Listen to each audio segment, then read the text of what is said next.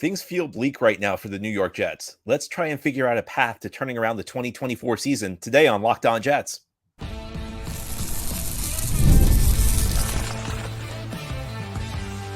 You are Locked On Jets, your daily New York Jets podcast. Part of the Locked On Podcast Network, your team every day. Welcome. This is the Locked On Jets podcast, part of the Locked On Podcast Network, your team every day. It's Tuesday, October 8th, 2024, and I'm your host, John B. from GangGreenNation.com. Thank you so much for making the show your first listen or first watch every day. Subscribe to the show for free on YouTube or wherever you get your podcasts so you'll get new episodes as soon as they're posted. If you enjoy the show and are listening on a podcast source, please give it a 5-star review. And if you're watching on YouTube and enjoy the show, give this episode a big thumbs up. It helps us out and helps other Jets fans find the podcast. Today's episode is brought to you by GameTime. Download the GameTime app, create an account, and use code LOCKEDONNFL for $20 off your first purchase. On today's show, we're going to talk about ways maybe the Jets can turn this around. If you're a Jets fan right now, I know you're probably not feeling great about this team. And I'm right there with you.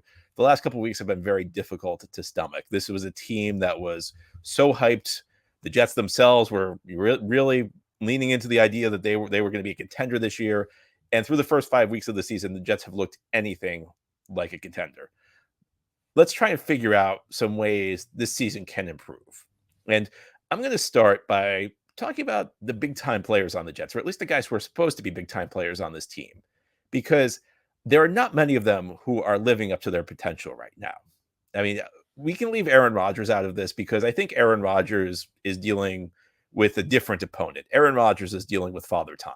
So the Jets are going to have to work around an Aaron Rodgers who is still capable of doing good things, but clearly in decline. I mean, I don't think we can reasonably expect that the Green Bay 4-time MVP version of Aaron Rodgers is going to return, at least for an extended stretch. You know, you may see it a throw here or there, a series here or there, maybe even a game or two. But I think the Jets are going to have to deal with the new reality for Aaron Rodgers, which is Aaron Rodgers is 40 years old, doesn't move that well anymore. You know, clearly not the guy he used to be, but still a capable enough quarterback that with the right pieces around him, I think you can win games. I'm focused more right now on the other guys who are supposed to be like the premium players for the Jets. And most of them are not playing like it. The two guys who are, I think, are Quincy Williams and DJ Reed. But you look across the rest of the roster, you know, Breece Hall's having a horrible season. Mentioned it yesterday. Jets run blocking is bad, but Jets run blocking was bad last year. Breece was not great on a play-to-play basis last year, but he was still breaking big runs. He's not doing that this year. Garrett Wilson. Now, Garrett seems like he's trending upward. It feels like, especially in the second half of that game against Minnesota, it felt like Rodgers and Garrett started to get on the same page after a first half where they were really not. And I almost felt like in the first couple series of the game, the Jets were trying to like force feed the ball to Garrett, and it was, you know, maybe something that was contributing to, it wasn't the main reason, but it was one of those things that was kind of contributing to the offense being stalled. The second half, it felt like Garrett started to get the ball in more organic ways, and Rodgers was figuring things out with him. You know, hopefully that continues. But you know, you look at the defensive side of the ball. Sauce Gardner's coming off the worst game of his career, and Quinnen Williams has been really quiet this year. And you know, through the first 4 weeks, I kind of dismissed Quinnen Williams' struggles. I said, you know what, he'll be fine. No big deal. We can trust Quinnen to bounce back. But now we're 5 games into the season. You know, we're approaching to the point after this game against Buffalo coming up Monday night. We will be more than 1/3 of the way through the season, and Quinnen Williams is still not producing. So on one level, this is alarming. And on one level, it helps explain why the Jets are off to a bad start. You know, nobody would have signed up for 2-3 right now. I mean, you can try and rationalize the start all you want. If I told you at the start of the season the Jets were going to be 2-3, you'd call me the biggest hater in the world. So it's bad because these primetime players are not producing like primetime players. But it's also an opportunity because there's a clear path to improvement for this team, which includes these guys starting to produce. Now, for Garrett, I think we may have already started scratching the surface of that. I mean, a lot of his issues through the early part of the season have been miscommunications with Rodgers. And, you know, you even saw it in the first half of that game against Minnesota. I mean, there was one third down play where Rodgers kind of underthrew him a little bit and was expecting Garrett to come back to the ball, and Garrett didn't do it. And it was, you see these things happen where they just aren't on the same page right now. But as Garrett gets more experience playing with Rodgers, you know, that should improve. And again, I think like it started to feel like maybe the beginning of Garrett Wilson beginning to earn Aaron Rodgers' trust. So that could be trending upwards. Breece Hall, I really don't know what's going on with Breece. I mean, I'm not sure what the player I'd be interested to see what the player tracking data says. He hasn't looked as fast to me as he did a year ago because he was like the home run threat the Jets had. And if Aaron Rodgers is going to play like this, where he's going to try and avoid hits more than anything else, which might be what he needs to do right now to stay on the field, the Jets' downfield passing game is going to be rather limited. The Jets are not going to be able to make a lot of big plays in the passing game, and that's especially true given their lack of guys who are good yards after the catch receivers. Garrett Wilson is, but the next three guys on the depth chart aren't. Mike Williams is more of a big guy. Maybe you throw him a back shoulder pass. Lazard is Lazard's Lazard. I mean, the one thing I'll say for Lazard is on a broken play, which are happening less frequently with Rodgers less mobile now, he knows where to go. He knows how to find the soft spot in the defense for Rodgers. That's about all I can say for Lazard. And Xavier Gipson, not bringing a whole lot to the table. Now, I know the Jets drafted the guy who was called the Yak King, the yards after the catch king in college, Malachi Corley, but I don't know how much you can really expect from him this year because he's a very, very unrefined route runner. And in this Jets offense, even Garrett Wilson's having trouble getting on this. It took Garrett Wilson over a month to start getting on the same page with Aaron Rodgers as far as his route running goes. Rodgers wants very precise routes. And, a kid who barely ran routes in college is going to have a tough time finding a role in this offense.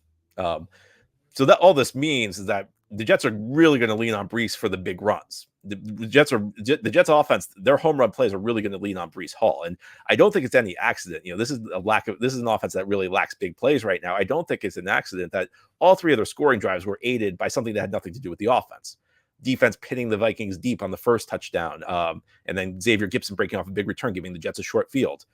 The penalty the Vikings committed on the punt, when they had the Jets stopped, the drive was over, and then the Vikings committed a penalty, give the Jets new life and 15 free yards. That was the second scoring drive. The third scoring drive was set up by a Brandon Echols interception. These things aren't accidents. Jets offense can't produce big plays, so other guys need to step up. But the Jets offense needs to start producing big plays. Breece needs to step up. On the defensive side of the ball, look, Sauce is going to bounce back. I mean, I think like sometimes we get a little overreactionary. And I think like the reactions to Sauce Gardner's bad game against Minnesota is an example of that. Because now people are saying, I've seen people comment online that we need to get rid of Sauce Gardner. I mean, look, Sauce Gardner's been a first team All-Pro twice in 2 years. He's going to be great. He's going to turn it around. Quinton Williams, I think, is the key right now because this defensive line is not as talented as it was in the past. And like, I know the Jets defense statistically looks very good right now, but I think a lot of that is the product of two of their 5 games were early in the season. 2 of their 5 games were against inept offense. And you can even say 3 with Will Levis in Tennessee. 3 of their 5 games were against offenses that just could not do anything. So I don't think this Jets defense, if you're looking at the eyeball test, what I'm expecting things to regress a bit. And the one thing that gives me hope, though, is if Quinton Williams starts taking games over, he can lift an entire unit. He can lift an entire defensive line. He could be a one-man wrecking crew. He could be a one-man pass rush. But he's got to start doing it. Quinton Williams is off to a very slow start. So it's bad from the sense that these guys who are supposed to be the big-time players for the Jets aren't producing. But in another way, it's kind of an opportunity because if these guys start producing, you're going to start seeing this team's performance improve. And, even if the Jets don't reach the lofty goals we had for them in the preseason, you can still see a team that can win games. You'll still see a team that looks a lot better than what we've seen the last couple of weeks. And really what we've seen 4 of the 5 games. The Jets have played 4 bad games in 5 weeks. They won 2 of them. But I'm not pleased with the way the Jets are performing right now. And a big part of that is their stars. If the stars step up, things can start to feel different. Now, here on the LockedOn Jets podcast, we'll talk about another thing that could turn this Jets season around. It's something that's kind of beyond their control. Jets stars haven't been stepping up, but if you look across the division, there haven't been a lot of guys stepping up on the other 3 teams. And that's the type of thing that could keep this Jets team alive deep into the winter. And we'll talk about that continuing here on this Tuesday edition of LockedOn Jets. Today's episode of LockedOn Jets is brought to you by FanDuel. NFL fans, you can start the season with a big return on FanDuel, America's #1 sportsbook. So when you get a hunch in the middle of the game, you can check out the latest stats, view live play-by-play, and so much more on the same page where you place your bets. And you'll get started with $200 in bonus bets guaranteed when you place your first $5 bet. So if you're listening to this episode today, maybe you think the Jets are going to start turning it around because these, Garrett Wilson and Breece Hall and Quinton Williams and Sauce Gardner are going to start stepping up and performing like the stars they are. Well, we gave you a little tip today. So again, on FanDuel, A $5 bet gets you $200 in bonus bets guaranteed. And even better, the Jets are 2.5-point underdogs on FanDuel to the Buffalo Bills. So that makes that bet a little bit easier if that's the direction you want to go in. Just go to FanDuel.com, America's #1 sportsbook. Again, it's FanDuel.com. Today's episode of Locked On Jets is also brought to you by Hillsdale College. Time is our most precious commodity, so don't waste it scrolling through the same mind-numbing content for hours and hours. How can you spend it wisely to improve yourself? Our sponsor, Hillsdale College, is offering more than 40 free, that's right, free online courses, including Constitution 101, the meaning and history of the Constitution, Introduction to Free Market Economics, The Great American Story, A Land of Hope, and The Rise and Fall of the Roman Empire. All of Hillsdale's courses are self-paced so that you can start whenever and tune in whenever. Plus, you can go deeper with readings, quizzes, and discussions, or just enjoy the lectures. Go right now to hillsdale.edu/lockedon to enroll. There's no cost, and it's easy to get started. That's hillsdale.edu/lockedon to register. Hillsdale, HILLSDALE.edu/lockedon. Thank you so much for making Locked On Jets your first listen or first watch every day. A big shout out to you everydayers. This is a daily podcast covering the New York Jets. We have new episodes each day through the week, Monday through Friday. Jets off to what can only be termed as a disappointing start in 2024. You know, when this schedule came out, it looked like the early part of the season was going to be very favorable for the New York Jets. Week 1 game against San Francisco is going to be tough. You know, maybe catch the 49ers sleeping. You know, it didn't happen. But after that, the next couple of games all looked winnable on paper. Well, as we always talk about on this show, especially around the time schedule release time comes out, sometimes the schedule in May isn't what you actually get once the games are actually played. That Minnesota game, when the schedule came out, we were thinking, you know what, Jets are probably going to get a rookie quarterback. They don't have to go on the road to Minnesota. It's a neutral site game in London. That's looking pretty promising. Well, it wasn't looking pretty promising. Still, the 3-game stretch against Tennessee, New England, Denver was looking promising. And the Jets only won 2 of those 3 games. All 3 of those games were very winnable. So Jets off to a bad start right now. I think most people would agree that this Jets start's alarming. You know, how does this get better? Well, I think part of it comes from the lack of competition within the division. You know, this year, the AFC East is shaping up to be perhaps the worst division in the NFL. And that benefits a team like the New York Jets. I mean, let me tell you something amazing. As badly as the New York Jets have played so far this season, as dismal as things have been, as hopeless as things look at some points, if the Jets beat the Buffalo Bills on Monday night, they're in first place, and they'll be 3-3. You know, I've compared my concerns with this Jets team was that it would resemble a Tom Brady team in Tampa Bay. The thing is, most Jets fans, when Aaron Rodgers was traded to the team, were hoping that they'd be the 2020 Buccaneers, the Tom Brady team in Tampa Bay that won the Super Bowl, Brady's last ride. Or even, you know, the team the year after, which in some ways was better, did not win the Super Bowl, but got the 2 seed in the NFC, won the NFC South, was a team that was, you know, play here or there from going to the NFC Championship game against in the division. You play here or there in the divisional round against the Rams from going back to the NFC Championship game and hosting it. I think a lot of people had that in mind. The fear I've had is that the Jets would resemble more the 2022 Buccaneers, which was Brady's last season. And it was a point where Brady, for the first time, really started to look human. You know, there were little subtle signs of decline for years with Brady, but 2022, 2 years ago, it was his last season in the NFL, and he did not look like Tom Brady. He looked like a guy who could still play a good game, kind of like Aaron Rodgers now. He looked like a guy who could still play a good game, a guy who was not a disaster at quarterback, but not a guy who could lift his team anymore. But that team made the playoffs. They went 8-9, and they won the division. And part of the reason they won the division was the NFC South was just really bad that year. And the AFC East is kind of shaping up to have that kind of year. The one wild card, I think, is Buffalo. So New England is awful. We know New England's awful. There's already, you know, you're already hearing the rumblings in the locker room of, you know, that are chronic with a lot of bad teams. Lots of rumblings of discontent, anonymous sources talking to reporters in New England. And let's be honest, it's just not a very talented team. And going to a rookie quarterback is not going to solve their problems. In fact, you know, if I was the Patriots, I wouldn't put Drake May on the field around that roster. And I think we've seen enough with the Jets. I think we have pretty good experience understanding when you put a rookie quarterback into a hopeless situation, bad things happen. New England's bad. Miami, I was expecting Miami to take a step back this year. Last year, I was really high on Miami, and they actually, you know, through the first 3.5 months of the season, were in contention for the AFC's 1 seed before they fell off. This year, I was low on Miami. I thought they lost a lot of pieces on the defensive side of the ball. I did not like some of the coaching changes they had.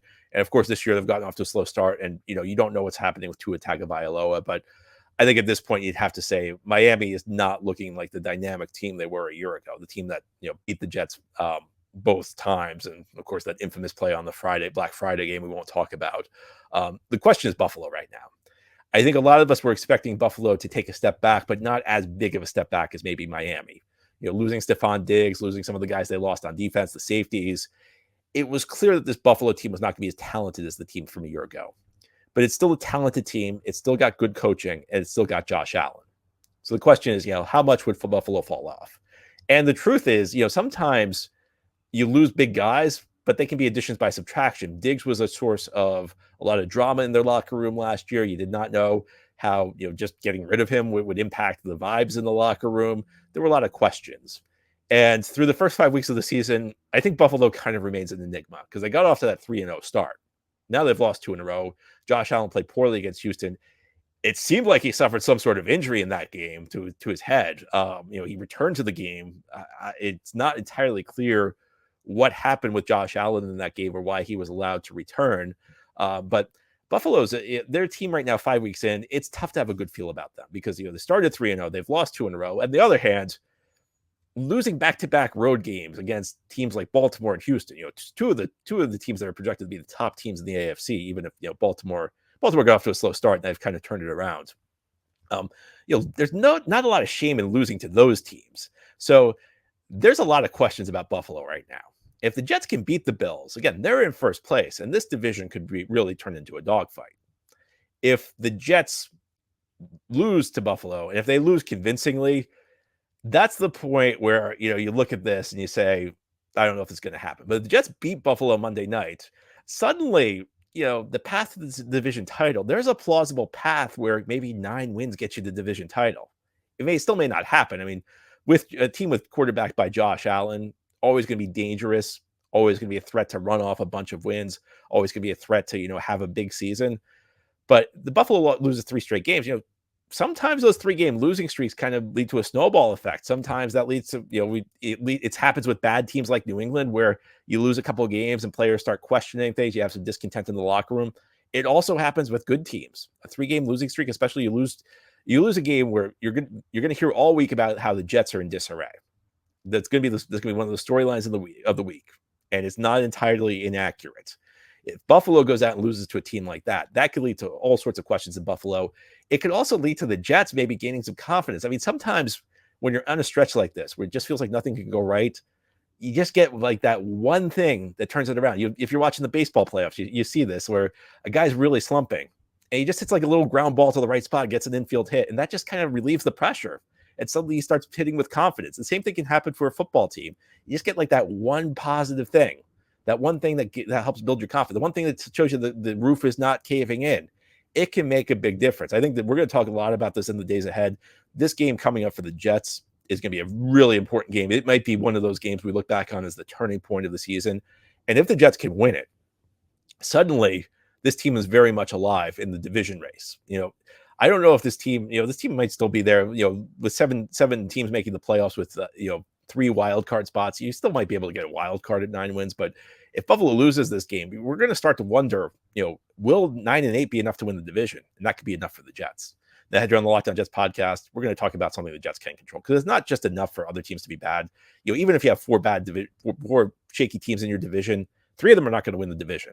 There are things the Jets can control. I think there are a couple stylistic changes the Jets should make on both sides of the ball, and we'll discuss them as we continue here on this Tuesday edition of LockedOn Jets.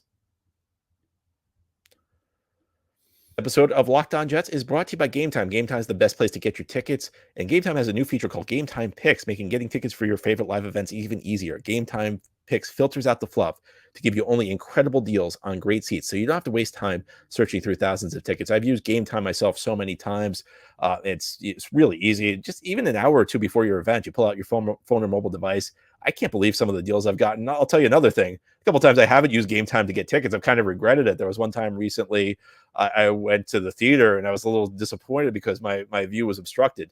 Doesn't happen with GameTime because GameTime gives you the view from your seat before you go, before you buy. So there are no surprises. Again, none of those obstructed seats. You can see what it looks like from your seat on GameTime. Take the guesswork out of buying tickets with GameTime. Download the GameTime app, create an account, and use code LockedOnNFL for $20 off your first purchase. Terms apply. Again, create an account and redeem code LOCKEDONNFL, LockedOnNFL, one word with no space, for $20 off. Download GameTime today. What time is it? It's game time. This is the LockedOn Jets podcast here on this Tuesday. We're talking about how the Jets can turn this thing around. It's not off to a good start, 2-3. It's not too late to turn things around. One of the things the Jets need to do is get their big-time players playing like big-time players. We talked about it in the first segment. They need a little luck. They need a little help from their AFC East opponents. I think it's pretty likely 2 of their 3 AFC East rivals are going to have bad seasons. I think tough to look at New England and Miami right now in those situations and say things are looking so hot. Buffalo could go either way, and the Jets could go a long way towards sending Buffalo to a rough season by beating them Monday night. Well, how do they do that? I think there are some stylistic changes this Jets team needs to make based on what I've seen in the early part of the season. I think one of the things the Jets need to do, they need to scrap the under center stuff with Aaron Rodgers. There are lots of early downs where they're running the ball out from Rodgers under center. Yeah, here's the thing. First of all, the downhill running game's not working for them. Second of all, the Jets have been a very ineffective team on play action this season. Third of all, you don't need Rodgers to, Rodgers doesn't need play action the way other quarterbacks do. I mean, if you ever look at the stats, play action is more effective than just drop back passing is because most quarterbacks have a tough time reading defenses, especially more complex looks the defense throws at you. On a play action play, the reads are much simpler because you don't have as many receivers going into the pattern. Part because the defense is playing, you have defensive guys who can be fooled and end up playing the run, which end up leaving big passing windows who are open. It's a way to manufacture offense, but Rodgers doesn't really need that. In some ways, maybe it holds Rodgers back because you're sending out fewer receivers, you don't have as many options. Now, most quarterbacks, they're going to have to key on like 1 or 2 receivers on a play, maybe 3. Rodgers can scan the whole field pre-snap and figure out which of the 5. Rodgers can use all 5 of his receivers. So I think the Jets should lean into that. I think we should see more spread formations because, week 2 against the Titans, this game against Minnesota where they scrapped the early game plan, week 5 against Minnesota where, in the second half, the offense at least had a little bit more success. Jets kind of scrapped their game plan. They got away from these downhill runs from under center. It was about Rodgers scanning the field, about Rodgers, spreading them out, letting Rodgers decide where he's going pre-snap. And look, Rodgers made some mistakes, but to the extent the offense had success, I think it was more doing these things than what the Jets have been doing under the conventional Nathaniel Hackett offense. And look, we know that Rodgers right now is having a tough time absorbing hits. And look, 5 weeks into the season, he's banged up. I don't know if he's going to be able to hold up. I don't know how long he's going to be able to hold up. He's going to have to try and avoid hits. We talked about how this is going to limit the downfield passing game. So I think you just got to lean into it. If he's going to have to get rid of the ball quickly, make it easy on him. Spread the field, because when you spread the field, it makes it more difficult for the defense to disguise what it's doing. It gives Rodgers an easy, when he's in the shotgun, he can scan the field easier than when he's under center. He has better depth perception. He can pretty much figure out where the ball's going because the ball's got to get out quick. He's got to know where to go with it. And I think the Jets also need to utilize these running backs more in the passing game, especially Braylon. They've kind of gotten away from Braylon Allen the last couple of weeks. If this offense is going to be about quick passes and you don't have a lot of great yak receivers, your running backs become your yak receivers because these are guys who, once they get the ball in their hands, they're not going to run an overly complex route tree. Once they get the ball in their hands, they're yak guys. You throw them the ball, they're yak guys because that's what running backs do. Running backs get the ball in their hands and they make plays with it. I think we should see more screens. I think we should see the Jets try and design more creative, which I know we're talking Hackett now, so maybe this is wishful thinking. They have to figure out ways to do this stuff, though. And on the defensive side of the ball, I know Sauce had a bad game. I think the Jets are really going to have to lean on these corners because this defensive line, you hope Quinnen picks it up. But this defensive line is just not as deep as it was a year ago. That's the product of the guys who left. It's the product of an injury to Jermaine Johnson. It's a product of the guy who never showed up, Hassan Reddick. This defensive line is just not as good as it was a year ago. And this, that impacts it. They're not getting to the quarterback at the same rate. I know, Michael Clemens had a good game on Sunday, but broadly speaking, I don't think you can count on Clemens to produce consistently. Jets need to lean on the corner. The talented part of this, most talented part of this defense is the corner trio. I know Michael Carter II went down on Sunday, but Jets got to lean on their coverage. And that's one of the things is, the last couple of years, the Jets have had both a good pass rush and good coverage units. So it made life easy. One of the nice things about being good in both areas is that if you lose one of them, you can still lean on the second one. Jets, have been very inconsistent stopping the run. I know they had better success in the second half against Minnesota, but when Aaron Jones was in the game, They were having a lot of trouble with that Minnesota run game. It's been one of the stories of the season. This Jets run defense has been very, very inconsistent. And when it's been bad, it has been very bad. I think they're going to have to put that second safety in the box more often than not, which we're going to leave one-on-ones on the outside. But that's the reason you got Sauce Gardner. That's the reason you got DJ Reed. You got to trust these corners. Put that safety in the box to stop the run. And they're going to have to blitz more. I think the blitz rate's got to go up because of the lack of talent on that defensive line.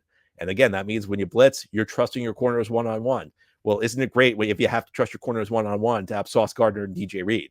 I think this is what the Jets need to do. I think this is the path to Jets getting performances out of their defense. And I understand if you look statistically right now, the Jets defense looks very good.